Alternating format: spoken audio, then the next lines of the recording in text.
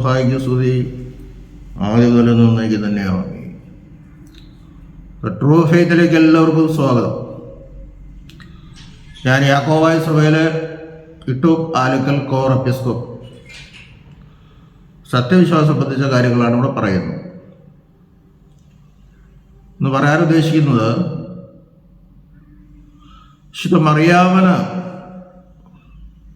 നൽകുന്ന ശീർഷകങ്ങളെ പറ്റിയാണ്. ഈയിടെ പോപ്പ് ലിയോ 14 പ്രബോധന രേഖയെപ്പറ്റി പല വിമർശനങ്ങളും പ്രതികരണങ്ങളും നടന്നുകൊണ്ടിരിക്കുകയാണ്. കാര്യങ്ങൾ മനസ്സിലാക്കാതെയാണ് പലരും പ്രതികരിക്കുന്നത്. ഇപ്പോൾ 10-ാം പിയൂസ് മാർപ്പാപ്പ മുതൽ കത്തോലിക്ക സഭയിൽ ചിലർ സഹരക്ഷകാന്ന് ഉപയോഗിക്കും, ചിലർ അത് ഉപയോഗിക്കില്ല. അങ്ങനെ ഒരു വ്യക്തത വരാതെ നൂറ്റാണ്ടുകൾ തന്നെ കടന്നുപോയി എന്ന് വേണം പറയാൻ. അപ്പോൾ അന്ന് പരിശുദ്ധ വിശ്വാസ തിരുസംഘം ചർച്ച ചെയ്ത് തീരുമാനത്തിലെത്തി ഒരു പ്രബോധന രേഖ ഉണ്ടാക്കി പരിശുദ്ധ പോപ്പിനെ കൊണ്ട് അത് ഒപ്പിടിച്ച് പ്രസിദ്ധീകരിച്ചെങ്കിൽ, അല്ലെങ്കിൽ പള്ളികളിൽ ആ ഇടയിലേഖനം വായിച്ചെങ്കിൽ ഇപ്പോൾ ഇങ്ങനെ ഒരു പ്രശ്നം ഒതുക്കില്ല. അത് ചെയ്യാത്തതുകൊണ്ട് പ്രശ്നം സങ്കീർണമായി, കൊല്ലങ്ങളായിട്ട് സങ്കീർണമായി കിടക്കുകയാണ്. പെട്ടെന്നാണ് മാറ്റിയെന്ന് വരുമ്പോൾ ചിലർക്ക് ബുദ്ധിമുട്ട്. എന്നാൽ വാസ്തവത്തിൽ കത്തോലിക്ക സഭ അങ്ങനെ ഒരു ഡോഗ്മ പഠിപ്പിച്ചിട്ടില്ല. അത് പരമാർത്ഥമാണ്. ജനങ്ങൾ തന്നെ അത് ചിലർ ഉപയോഗിച്ചു, ചിലർ ഉപയോഗിക്കാതിരുന്നു. അങ്ങനെ പരിശുദ്ധ അമ്മയോടുള്ള സ്നേഹത്തിൻ്റെയും ബഹുമാനത്തിൻ്റെയും ആദരവിൻ്റെയൊക്കെ പേരിലാണ് ഉണ്ടായത്. മുൻപിലത്തെ ഫ്രാൻസിസ് മാർപ്പാപ്പ തന്നെ അത് പറഞ്ഞു, അത് കുറച്ച് എക്സാജറേറ്റഡ് ആയിപ്പോയി എന്ന്. അത് സഭ തിരുത്തി, അത് വളരെ നന്നായി. ഇപ്പോഴത്തെ പോപ്പ് അങ്ങനെയുള്ള കാര്യങ്ങളിലൊക്കെ വളരെ പ്രാധാന്യം എടുക്കുന്ന ആളാണ്. അപ്പം ഇനിയെങ്കിലും അതൊരു പ്രശ്നമാകാതെ സങ്കീർണമാകാതെ മുൻപോട്ട് കൊണ്ടുപോകുമെന്ന് നമുക്ക് ആശിക്കാം. കർത്താവണേക മധ്യസ്ഥൻ, എല്ലാവരും അംഗീകരിക്കുന്ന കാര്യമാണ്. കർത്താവിൻ്റെ രക്തത്തിന് ഒരു പോരായ്മയുമില്ല. തൻ്റെ അവസാനമുള്ള രക്തം വരെയും പിതാവിന് ഊറ്റിക്കൊടുത്താണ് ഈ രക്ഷ അവൻ സ്ഥാപിച്ചത്. എല്ലാവർക്കും വേണ്ടിയാണ്. അത് നമ്മൾ ചിന്തിക്കുമ്പോൾ എഫേസ്യർ 1:4 ഇങ്ങനെ ഒരു കാര്യം പറയുന്നുണ്ട്. അവൻ ലോകസ്ഥാപനത്തിന് മുമ്പേ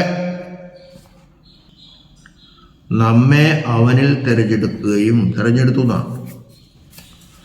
ലോകസ്ഥാപനത്തിന് മുമ്പേ നമ്മെ അവനിൽ തിരഞ്ഞെടുത്തു കഴിഞ്ഞു. ആ മധ്യസ്ഥ സ്ഥാനം. കാരണം യാക്കോബായ സഭ പഠിപ്പിക്കുന്നത്, ഞാനിപ്പോൾ വീഡിയോ ഇടാൻ കാരണം തന്നെ 1-2 പേര് എന്നെ വിളിച്ച് നമ്മുടെ സഭയുടെ ഇതിനെ പറ്റിയുള്ള അഭിപ്രായം എന്താണ്, പ്രതികരണം എന്താണ്, അവസരം ഒന്ന് പറയണമെന്ന് പറഞ്ഞു. 1-2 പേരെ വിളിച്ചുള്ളൂ, അധികം ആളുകളൊന്നും വിളിച്ചില്ല. അപ്പം അതുകൊണ്ടാണ് ഞാൻ ഈ വീഡിയോ ആയിട്ടിടുന്നത്. അപ്പം ലോകസ്ഥാപനത്തിന് മുമ്പേ നമ്മെ അവനെ തിരഞ്ഞെടുത്തു. ഇപ്പോൾ യാക്കോബായ സഭയിലെ പിതാക്കന്മാർ പഠിപ്പിക്കുന്നത് നമുക്ക് നമ്മുടെ രൂപത്തിലും സാദൃശ്യത്തിലും മനുഷ്യനെ സൃഷ്ടിക്കാം എന്ന് പറഞ്ഞപ്പോഴാണ്. നാം മാലാഖമാരെ സൃഷ്ടിച്ചിട്ട് അവർ പാപം ചെയ്യും, പിന്നെ മനുഷ്യനെ സൃഷ്ടിച്ചാൽ പാപം ചെയ്യും തീർച്ചയായിട്ടും. അവർ നമ്മെ അനുസരിക്കില്ല. അപ്പോൾ തൃത്വത്തിൽ രണ്ടാമനായി പുത്രൻ വരാൻ പറഞ്ഞു, ഞാൻ ബലിയായി തീർന്ന് അതിന് പരിഹാരം ഉണ്ടാക്കിക്കോളാം. പിതാവ് സമ്മതിക്കുന്നു, പരിശുദ്ധ റൂഹായുടെ കൺസെൻറ്റും അതിന് കിട്ടാറുണ്ട്.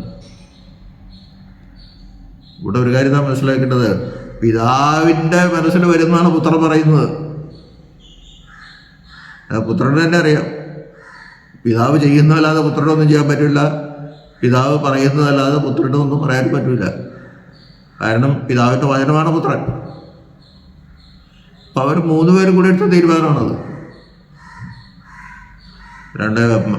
പുത്രൻ ഒട്ടിയല്ല. അപ്പോൾ ആ മധ്യസ്ഥൻ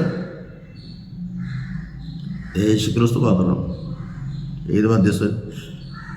ആദവും ഹവ്വയും പാപം ചെയ്തപ്പോൾ, അല്ലെങ്കിൽ ആദാമ്യ പാപം മനുഷ്യരിൽ നിലനിന്ന് വരുന്നപ്പോൾ അതിനൊരു പരിഹാരം വേറെ ആരെക്കൊണ്ട് ഈ ലോകത്തിൽ സാധ്യമല്ല. പാപം ചെയ്യാത്തൊരു മനുഷ്യരുണ്ടായാലും സാധ്യമല്ല. കാരണം നമ്മുടെ പാപത്തിന് പരിഹാരം നമ്മളെ കൊണ്ട് സാധ്യമല്ല. നമ്മളിൽ ഒരുവൻ ബലിയായി തീർന്നാലും ക്രൂശിക്കപ്പെട്ടാലും ആദാമ്യ പാപത്തിന് പരിഹാരമില്ല. നമ്മുടെ പാപത്തിന് പരിഹാരം ഉണ്ടാക്കുന്ന ദൈവമാണ്. അതുകൊണ്ടാണല്ലോ ഏതിൻ്റെ പ്രതീക്ഷയിൽ വെച്ച് മത്തിയില വാടിപ്പോയി ദൈവം ഒരു കുഞ്ഞാടിനെ കൊന്ന് അവർക്ക് ഉടുപ്പ് ധരിപ്പിച്ചു കൊടുത്തു. അപ്പം നമ്മുടെ പാപത്തിന് പരിഹാരം ദൈവം വേണം. അപ്പം ദൈവം തന്നെ ഇറങ്ങി വരണം. ദൈവം ആത്മാവാണ്. ദൈവം തന്നെ മരിച്ചാലും കാര്യമില്ല. അതല്ല, ദൈവം ആത്മാവാണ്, നമുക്ക് കാണാനും പറ്റില്ല അവരെന്തെല്ലാം കഷ്ടപ്പാട് സഹിച്ചാലും. പക്ഷെ അതുപോലെ ദൈവത്തോട് പെരുമാറാൻ ദൈവവും മനുഷ്യരോട് പെരുമാറാൻ മനുഷ്യനുമായിരിക്കണം ഈ മധ്യസ്ഥൻ. അതുകൊണ്ടാണ് പരിശുദ്ധനായ പൗലോസ് പറയുന്നത് 1 തിമോഥെയോസ് 2:5 പറയണ്ടല്ലോ, ദൈവത്തിൻ്റെ മനുഷ്യർക്കിടയിൽ മധ്യസ്ഥൻ മനുഷ്യനായ യേശുക്രിസ്തു തന്നെ. മനുഷ്യനായ എന്ന് വെച്ചാൽ മനുഷ്യൻ മാത്രമല്ല, അവൻ വചനമാണ് ശരീരം എടുത്ത്. യോഹന്നാൻ 1:12-14 പറയണ്ടല്ലോ, വചനം ജഡമായി തീർന്നു, നമ്മുടെ ഇടയിൽ വസിച്ചു. അപ്പോൾ ദൈവത്തോടും മനുഷ്യരോടും പെരുമാറാൻ പറ്റിയ ആളാണ് ദൈവ മനുഷ്യനായ യേശുക്രിസ്തു. ആ മധ്യസ്ഥത അവനെ കൊണ്ട് മാത്രമേ സാധിക്കൂ. ലോകത്തിൽ വേറെ ആരെക്കൊണ്ട് സാധിക്കില്ല. ഒരു പരിശുദ്ധരെ കൊണ്ട് സാധിക്കില്ല.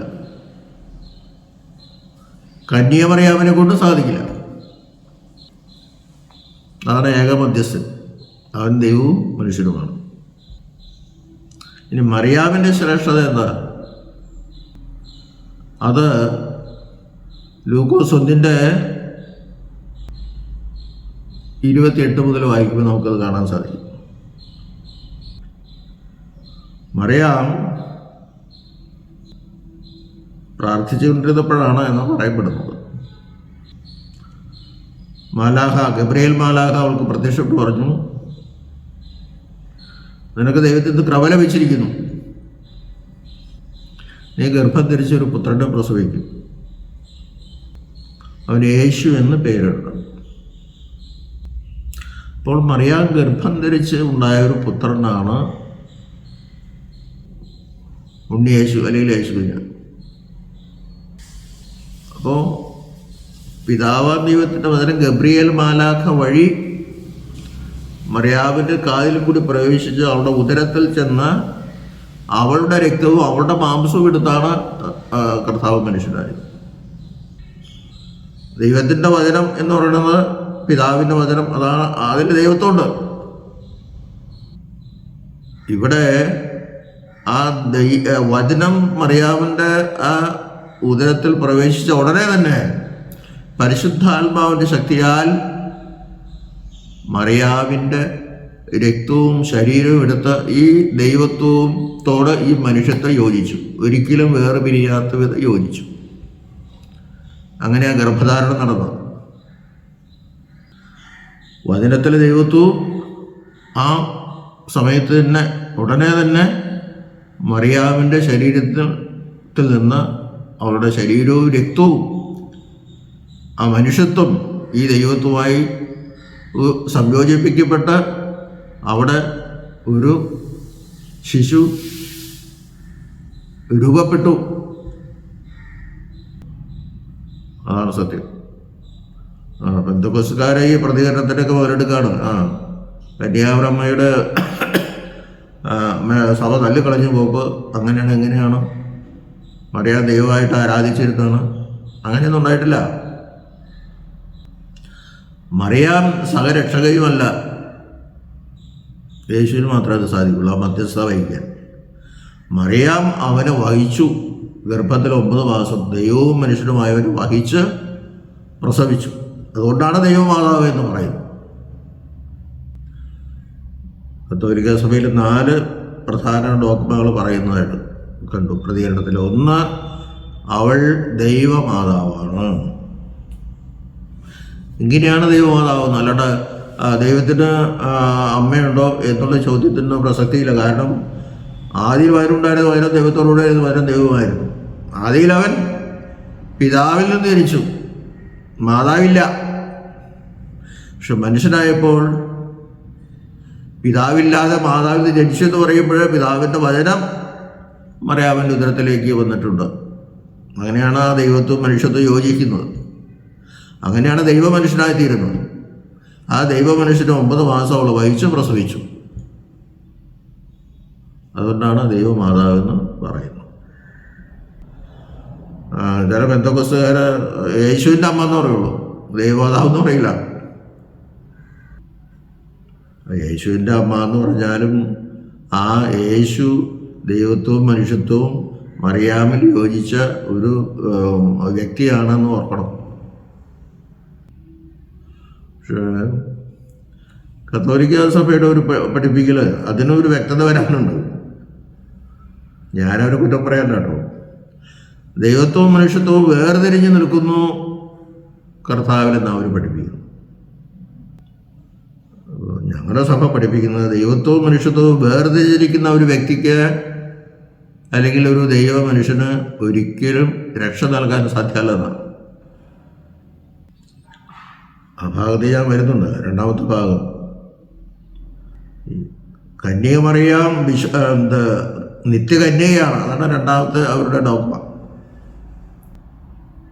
നിത്യകന്യകയാകണമെങ്കിൽ ഈ ദൈവത്വവും മനുഷ്യത്വവും യോജിച്ച ഒരു അവസ്ഥയ്ക്ക് നിത്യകന്യക എന്ന് പറയാൻ സാധിക്കുകയുള്ളൂ. കാരണം അങ്ങനെയുള്ള ആൾക്കാരെ രക്ഷ നൽകാൻ സാധിക്കുകയുള്ളൂ.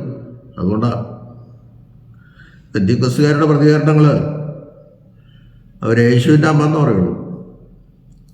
യേശുവിൻ്റെ അമ്മ എന്ന് പറഞ്ഞാലും കാരണം യേശു എന്ന് പേരിടണം, നീ അവനെ യേശു എന്ന് പേരിടണം. അപ്പോൾ നീ ഗർഭം ധരിച്ച് കുട്ടിയെ പ്രസവിക്കുക, അവന് ദൈവത്വ മനുഷ്യത്വം ഉണ്ടെന്നാണ് അതിൻ്റെ അർത്ഥം. അപ്പോൾ യേശു എന്ന് പറഞ്ഞാലും യേശുവിൻ്റെ അമ്മ എന്ന് പറഞ്ഞാലും യേശു ദൈവവും മനുഷ്യനുമായവനാണ്. അപ്പോൾ അത് വ്യക്തമായ രീതിയിലും അല്ല, പൂർണ്ണമായി തന്നെ മറിയാമിനെ ദൈവമാതാവെന്ന് അംഗീകരിക്കുന്ന സന്ദർഭവും കൂടിയാണ്. പിന്നെ ഈയിടെയായിട്ട് ചില അവ്യക്തതകൾ കത്തോലിക്ക സഭയിൽ നിന്ന് തന്നെ വന്നിട്ടുണ്ട്. മറിയം നിത്യകന്യകയിൽ അല്ല എന്നൊരിക്കൽ കൂടി അല്ല എന്ന് വരികിലും യേശുവിനെ പ്രസവിച്ചത് കന്യക അല്ല എന്ന് പറഞ്ഞാലും ഞങ്ങളുടെ ദൈവശാസ്ത്രത്തിന് ഒരു പിഴവും പറ്റുന്നില്ല എന്ന് ഒരു അഭിപ്രായം കത്തോലിക്ക സഭയിൽ നിന്ന് ഈയിടെ ഉണ്ടായി. ഇതിനു മുമ്പുണ്ടായിട്ടൊന്നും എനിക്കറിയില്ല. അപ്പോൾ ദൈവത്വവും മനുഷ്യത്വവും വേർതിരിഞ്ഞ് നിന്നാലും ഞങ്ങൾക്ക് കുഴപ്പമില്ല, ഞങ്ങളങ്ങനെ വിശ്വസിക്കുന്നു. അപ്പോൾ ദൈവത്വവും മനുഷ്യത്വവും ഒരുമിച്ച് നിൽക്കണമെങ്കിൽ അവൻ കന്യക തന്നെ ആയിരിക്കണം, അല്ലെങ്കിൽ കന്യക എന്ന് പറയാൻ സാധ്യമല്ല. ഒരു കാരണം, വേറെ കാരണങ്ങളുണ്ട്. അപ്പോൾ ദൈവത്വവും മനുഷ്യത്വവും വേർതിരിഞ്ഞ് നിന്നാൽ പെന്തക്കോസ്തിനോട് ചേരുന്ന രീതിയിൽ വരും. കാരണം അവര്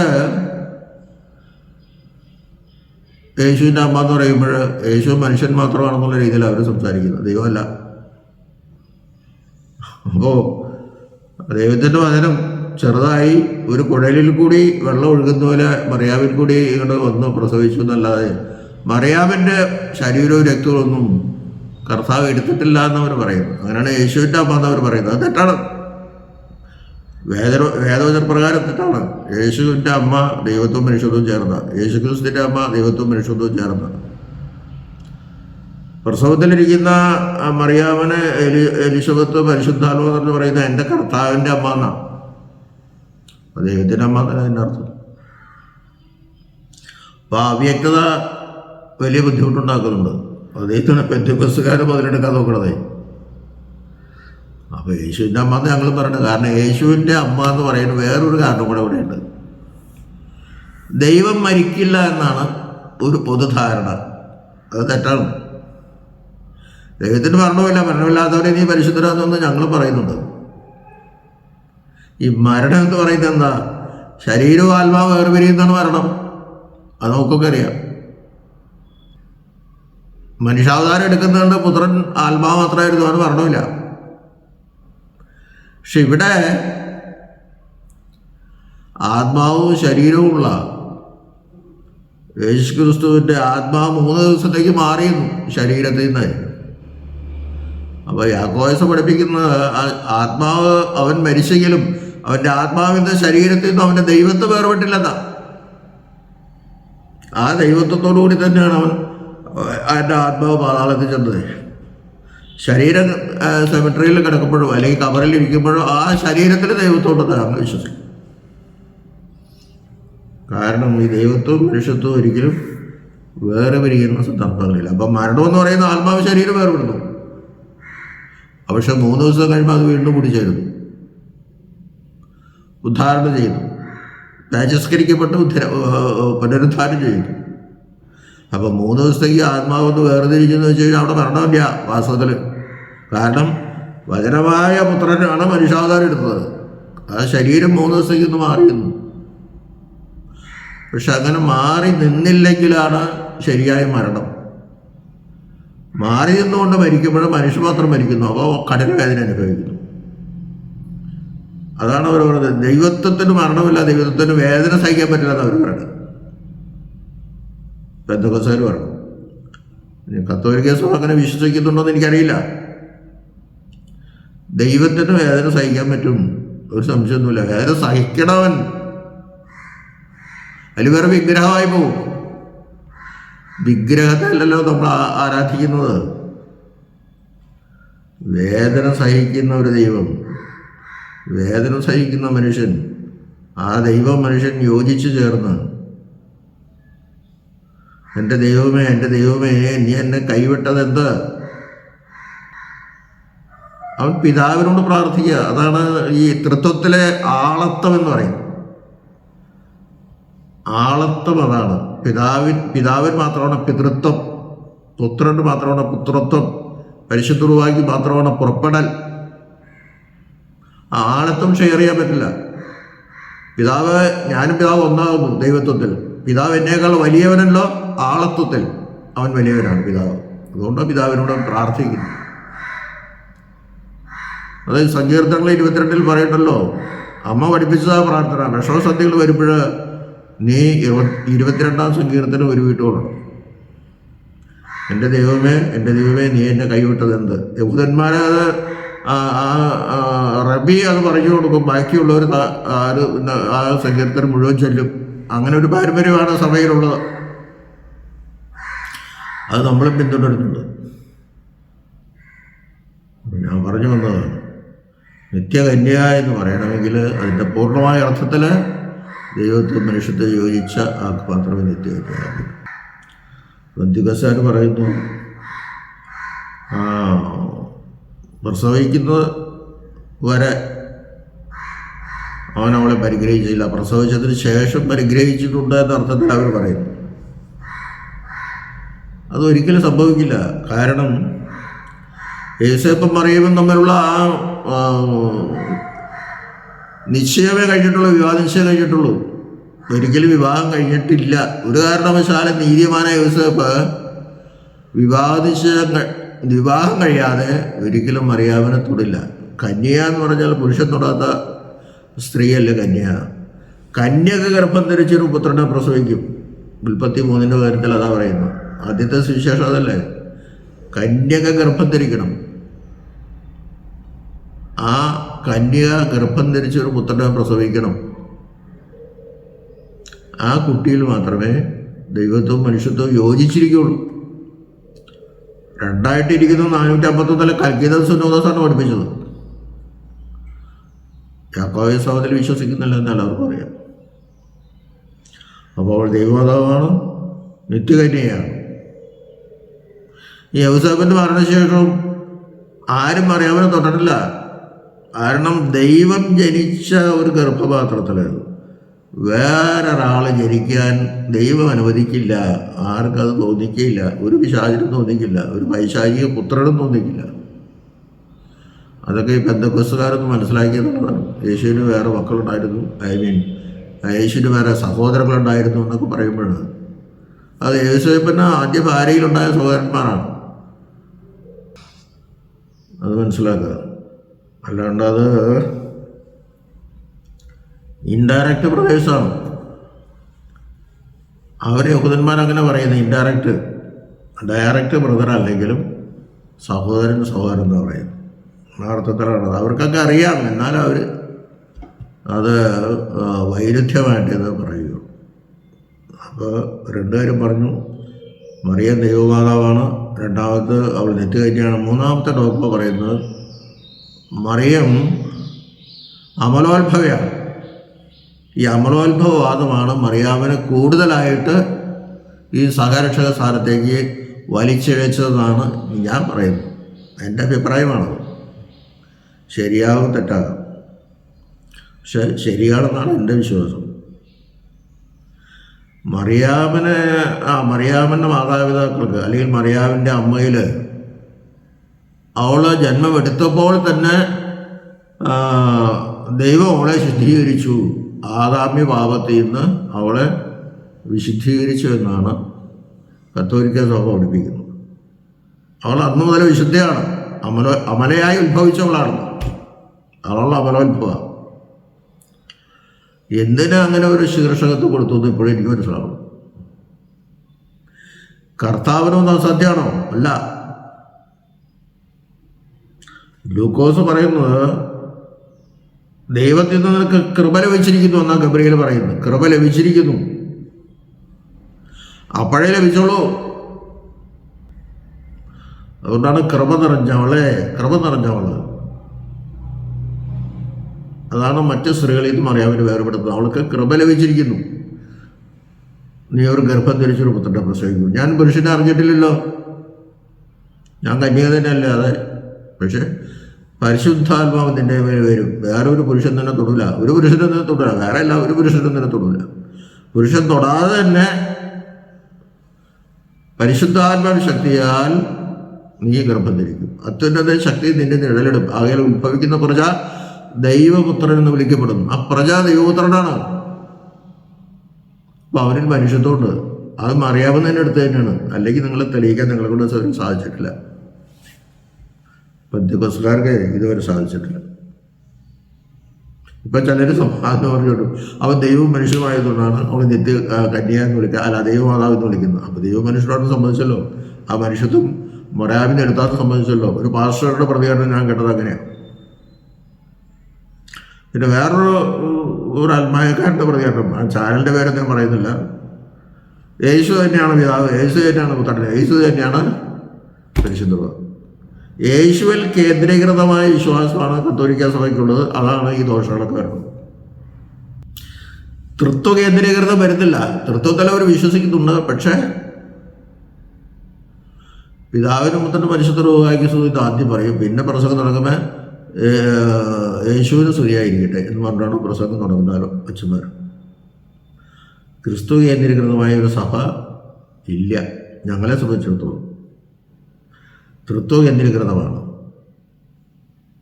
ഞാൻ നേരത്തെ പറഞ്ഞല്ലോ, യേശുവിൻ്റെ മാത്രം പുത്രതമ്പുരാൻ്റെ മാത്രം തീരുമാനമല്ല ക്രൂശിൽ തൂക്കി മരിക്കാൻ.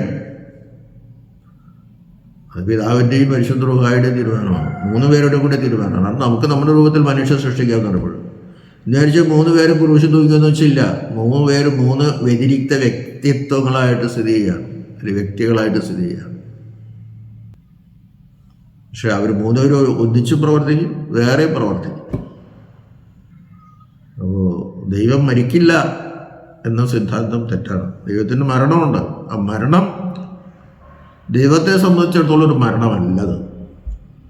ആത്മാവ് ശരീരത്തിൽ വേർപെടുന്നു, മൂന്നാം ദിവസം കൂടി ചേരുന്നു. കാരണം ആത്മാവ് മാത്രമായ വചനം മനുഷ്യാവതാരം എടുക്കുന്നതിന് മുമ്പ് ആത്മാവ് മാത്രമേ സ്വീകരിച്ചിരുന്നു. അന്നും അവൻ ദൈവമായിരുന്നു.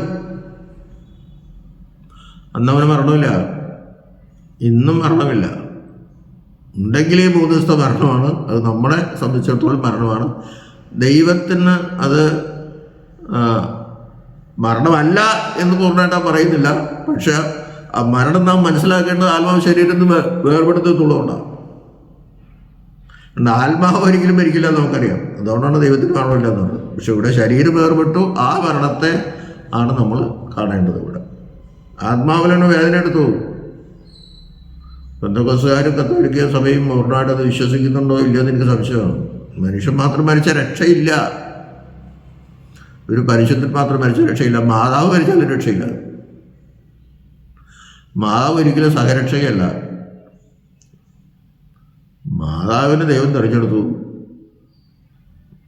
ഒരുപക്ഷെ ആദ്യകാലം പോലെ തിരഞ്ഞെടുത്തിട്ടുണ്ട്. അത് ഞങ്ങളുടെ സഭ വിശ്വസിക്കുന്നുണ്ട്. പക്ഷെ അമലോത്ഭവമായിട്ട് അവളെ തിരഞ്ഞെടുത്തിട്ടില്ല.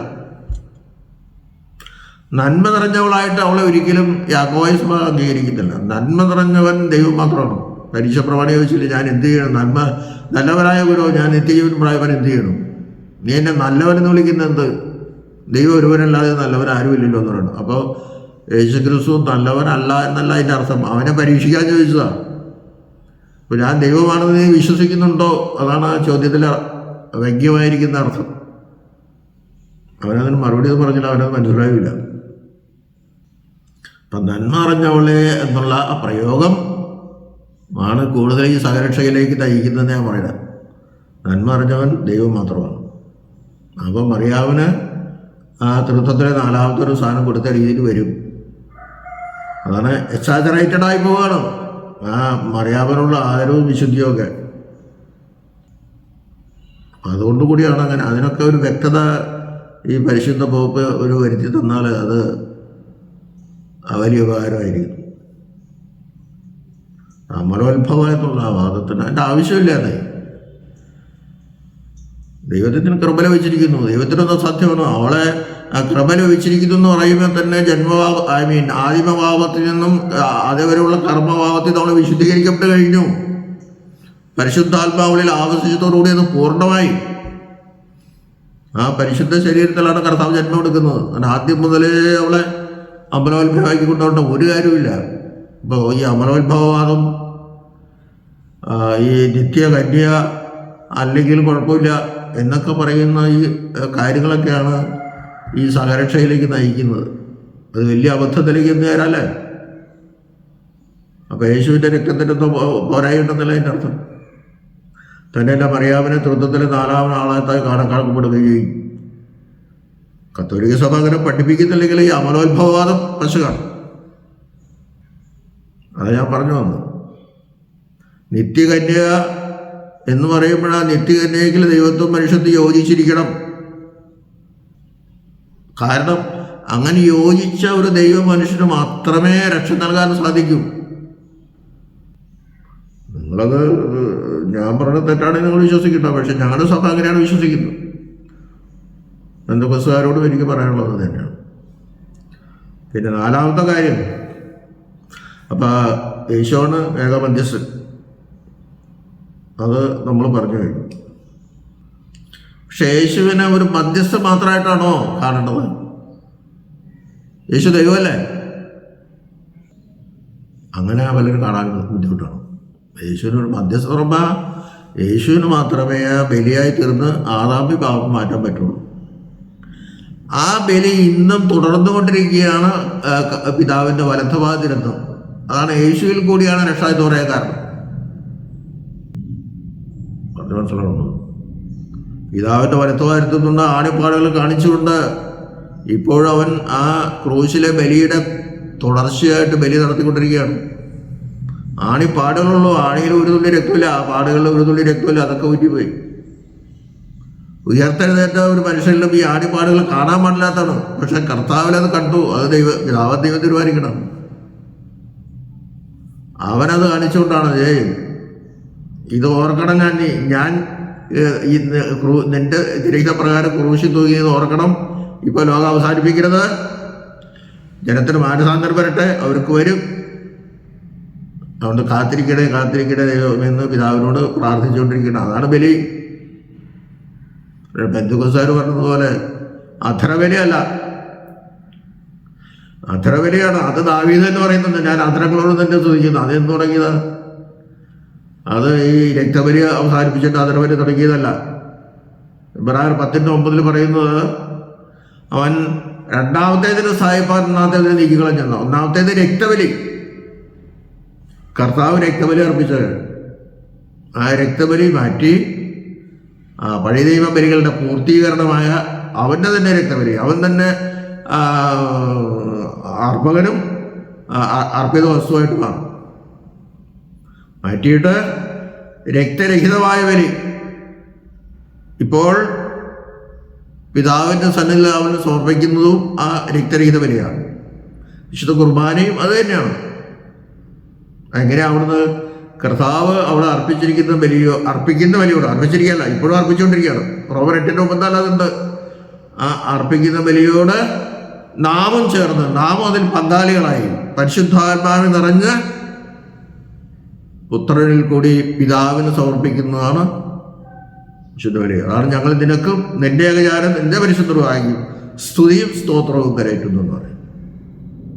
അത് സ്തുതിയുടെ ആരാധനയാണ്. 4 അത് സ്തോത്രയാഗമാണ്, അത് വിശുദ്ധമാണ്. ആ വിശുദ്ധ കുർബാന ആരാധന ബലിയും സ്തുതിയും സ്തോത്രവുമാകുന്നതൊക്കെ നമ്മൾ പറയുന്നതാണ്. ആ സ്തോത്രബലി അധരബലി എന്ന് പറയുന്നതൊന്നുമല്ല, ആദ്യകാലം മുതലുണ്ട്. അതിന് കുറച്ചുകൂടെ പൂർണ്ണത വിശുദ്ധ കുർബാനയിൽ കൂടി വരുന്നു. അപ്പം രണ്ടാമത്തേതിന് സ്ഥാപിച്ചത് വിശുദ്ധ കുർബാനയാണ്. അതിൻ്റെ അനുഭവമുള്ളിടത്ത് വേറെ ബലി വേണ്ടെന്നാണ് കർത്താവ് പറഞ്ഞത്. അല്ലെങ്കിൽ പിന്നെ അത് സ്ഥാപിക്കേണ്ട കാര്യമില്ല, കുർബാന സ്ഥാപിക്കേണ്ട കാര്യമില്ല, വേറെ ബലി വേണ്ടെങ്കിലേ.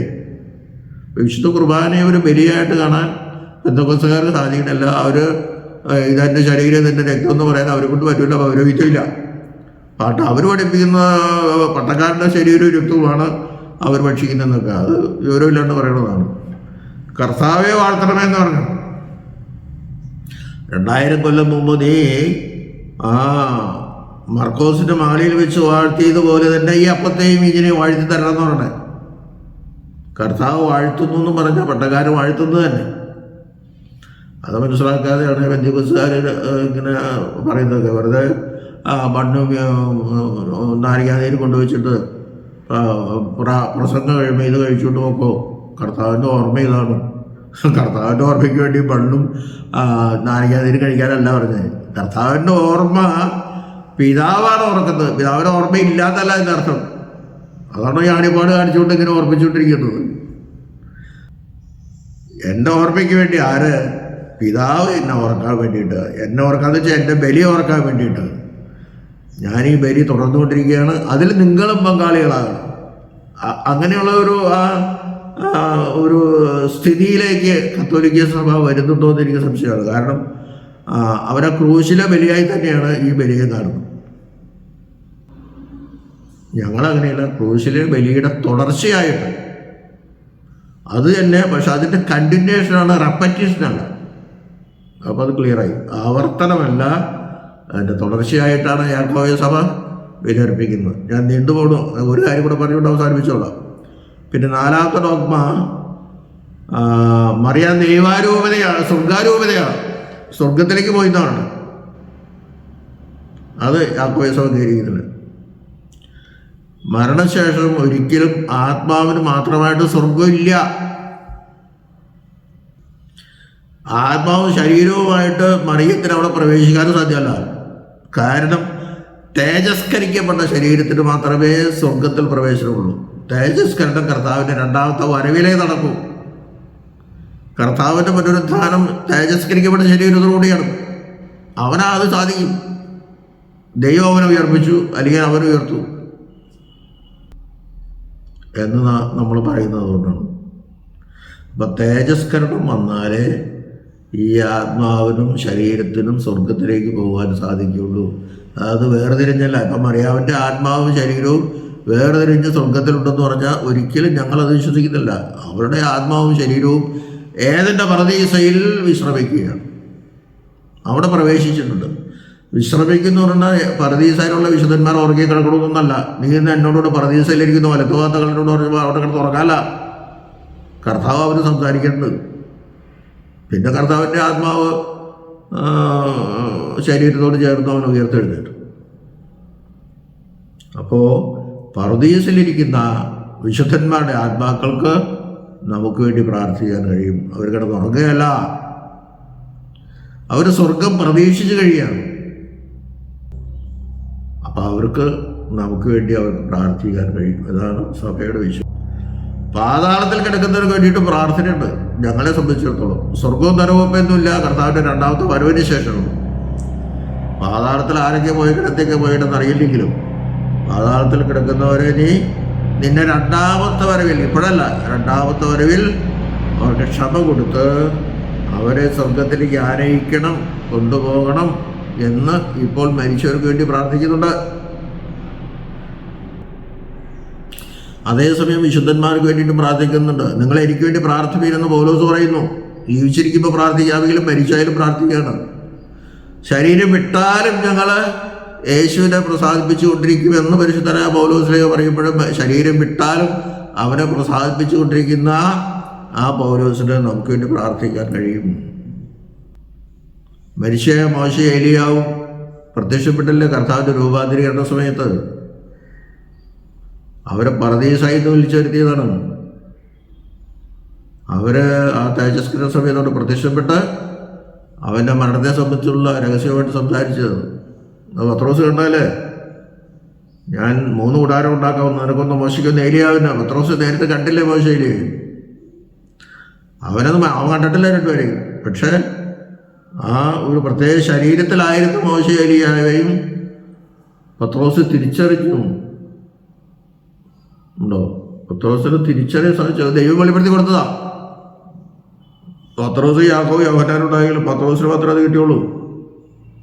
അങ്ങനെ ഒരുപാട് പ്രത്യേകതകൾ പത്രോസിനുണ്ട്. ഞാൻ ആ ഭാഗത്തേക്ക് വരുന്നില്ല. അപ്പം സ്വർഗാരോപിത എന്ന് പറയാതെ പറുദീസാരോപിത എന്ന് പറയാനേ അത് ക്ലിയർ ആവും. തന്നിലെ ഒരു ആത്മാവും. ഇപ്പം പെന്തക്കോസ്തുകാർ കത്തോലിക്ക സഭയിൽ വിശ്വസിക്കുന്ന മരിച്ച ഉടനെ സ്വർഗത്തിൽ പോകുന്ന ഒരിക്കലും ഇല്ല. ഞാൻ സ്വർഗം എന്ന് ഉദ്ദേശിക്കുന്നത് പറുദീസയാണെന്ന് എനിക്കറിയില്ല. അങ്ങനെയാണെങ്കിലും ഓക്കെ. പക്ഷെ പറുദീസ എന്നുള്ള വാക്കല്ല ഒരു ഉപയോഗിക്കുന്നത്. സ്വർഗത്തിൽ പോയി എന്ന് പറയും. തേജസ്കരിക്കപ്പെട്ട ശരീരത്തിനല്ലാതെ സ്വർഗത്തിൽ പ്രവേശിക്കാൻ സാധ്യമല്ല. യോഹന്നാൻ 14:3 പറയുന്നുണ്ട്, ഞാൻ പിന്നെയും വന്ന് നിങ്ങളെ ചേർത്തോളും. മരിച്ച ഉടനെ വരാത്തല്ല. അപ്പോൾ ഓരോരുത്തരും മരിക്കുമ്പോഴും ഇങ്ങനെ വന്നോണ്ടിരിക്കുകയാണോ? അപ്പോൾ സമയം ഒത്തിരി വൈകി, ഞാൻ അവസാനിപ്പിക്കുകയാണ്. മറിയാം ഒരിക്കലും സഹരക്ഷകയല്ല. യേശുവിന് മാത്രമേ അത് സാധിക്കുകയുള്ളൂ. മറിയാം നമുക്ക് വേണ്ടി പ്രാർത്ഥിക്കാവുള്ളൂ, അതിന് കുഴപ്പമൊന്നുമില്ല. കൃപാവരങ്ങളുടെ മധ്യസ്ഥത എന്ന് പറയുന്ന കൃപ അവളിൽ നിന്ന് വരുന്നതല്ല, കൃപ ദൈവത്തിൽ നിന്ന് മാത്രമേ വരുള്ളൂ. അതുകൊണ്ടാണ് പരിശുദ്ധനായ പോപ്പ് അത് പറയേണ്ടതെന്ന് പറയുന്നത്. വെറും മധ്യസ്ഥം മാത്രമല്ല, അവൻ ദൈവം കൂടിയാണ്. അവനിൽ കൂടിയാണ് പിതാവികലുള്ള മാർഗം. എന്നിൽ കൂടി അല്ലാതെ ആർക്കും പിതാവിൻ്റെ അടുക്കൽ എത്താൻ സാധ്യമല്ലെന്ന് പറയുമ്പോൾ തന്നെ വേറൊരു വാക്യം പറയണം, പിതാവ് ആകർഷിക്കാതെ ആർക്കും പുത്രനെ സമീപിക്കാൻ സാധ്യമല്ല. കണ്ടോ, അതാരും പറയണില്ല. പിതാവിനാൽ ആകർഷിക്കപ്പെടാതെ ആർക്കും പുത്രൻ്റെ അടുത്ത് വരാൻ സാധ്യമല്ല. പുത്രൻ്റെ അടുത്ത് വരുന്നവരാണ് പുത്രനിൽ കൂടി പിതാവിലേക്ക് ചെല്ലാൻ സാധിക്കുന്നത്. പിതാവിന് തോന്നണം, ഇവൻ എൻ്റെ മകന് യോജിച്ച മണവാട്ടിയാകാൻ ഇവന് അർഹതയുണ്ടോ എന്ന് പിതാവ് തീരുമാനിക്കണം. അതിന് ശരിയായ മാമോദീസം വേണം. വെറുതെ കലക്കവളത്തിൽ പോയി മാമോദീസം നോക്കിക്കൊണ്ട് ഞാൻ വിശ്വസിക്കുന്നു എന്ന് പറഞ്ഞാലും, ഞാൻ യേശുവിൽ വിശ്വസിച്ചു എനിക്ക് സ്വർഗമുണ്ട് ഞാൻ രക്ഷിക്കപ്പെടുമെന്ന് പറഞ്ഞാലും ഒരു കാര്യമില്ല. ഞാൻ അവസാനിപ്പിക്കുകയാണ്. അപ്പോൾ സഹരക്ഷ എന്നുള്ളത് കത്തോലിക്ക സഭ പുറപ്പെടുവിച്ച പ്രബോധന രേഖയിൽ ആദ്യം മുതലിൻ്റെ ആ വിശ്വാസമില്ല. പക്ഷെ അങ്ങനെ അങ്ങനെ ആക്കിയതാണ്. അത് തിരുത്തി. ഇനി മറ്റുള്ള തിരുത്തലുകളും പരിശുദ്ധ പിതാവിൽ നിന്ന് ഉണ്ടാകട്ടെ എന്ന് പ്രാർത്ഥിച്ച് അവസാനിപ്പിക്കുന്നു. ദൈവം നമ്മെല്ലാവരെയും അനുഗ്രഹിക്കട്ടെ.